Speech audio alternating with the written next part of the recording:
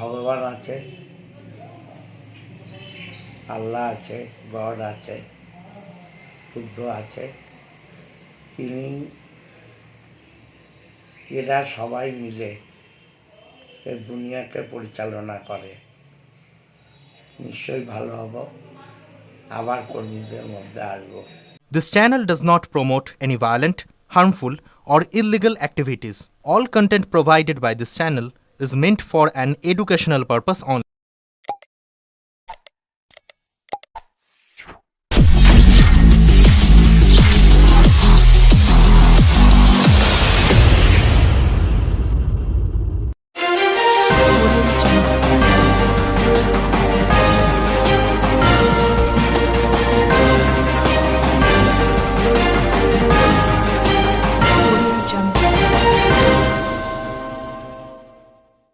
এই মুহূর্তের যে বিশেষ খবরের দিকে আমরা নজর রাখবো, আবারও আপনাদের জানিয়ে রাখি এই মুহূর্তে সবথেকে বড় খবর, অসুস্থ হয়ে বেসরকারি নার্সিংহোমে ভর্তি রয়েছেন চুঁচুড়ার বিধায়ক অসিত মজুমদার। আজ তার জন্মদিনে মুখ্যমন্ত্রীর পাঠানো বিশেষ শুভেচ্ছা বার্তা তার হাতে পৌঁছায়। শুভেচ্ছা পেয়ে তিনি সকল অনুরাগী এবং চুঁচুড়াবাসীর প্রতি কৃতজ্ঞতা প্রকাশ করেন এবং দ্রুত সুস্থ হয়ে ফিরে আসার আশ্বাস দেন। সূত্রের খবর, দুদিন আগে হঠাৎ শারীরিক অবস্থার অবনতি হওয়ায় তাকে তড়িঘড়ি করে বেসরকারি নার্সিংহোমে ভর্তি করা হয়। আজ সকাল থেকেই জন্মদিনের শুভেচ্ছা জানাতে অনেকজন অনুরাগী নার্সিংহোমে এসে তার দ্রুত আরোগ্য কামনা করেন। চুঁচুড়া থেকে আদের রিপোর্ট, আমার কলকাতা নিউজ।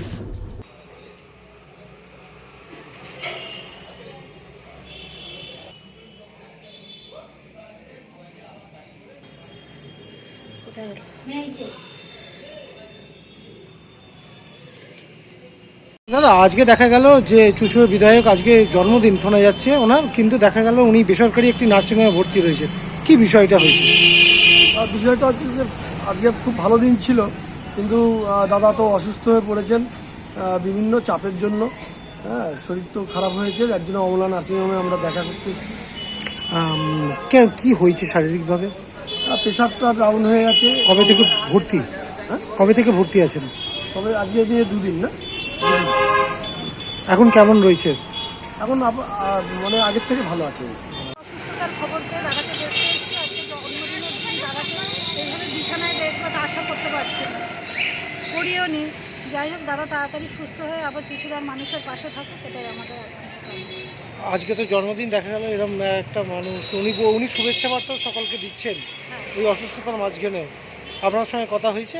হ্যাঁ, দাদার সঙ্গে ডাকলাম, একটু আচ্ছন্ন মতো আছে, স্যালাইন চেঞ্জ হলো, দেখলাম দাদার সঙ্গে আমরা আছি সবসময়। দাদার আরোগ্য কামনা করি, আবার যত তাড়াতাড়ি সুস্থ হয়ে 26-এ নির্বাচনে যাতে লড়তে পারেন তার পরিকাঠামো তৈরি করবেন। কি নাম দিদি আপনার? ভগবান আছে, আল্লাহ আছে, গড আছে, বুদ্ধ আছে। তিনি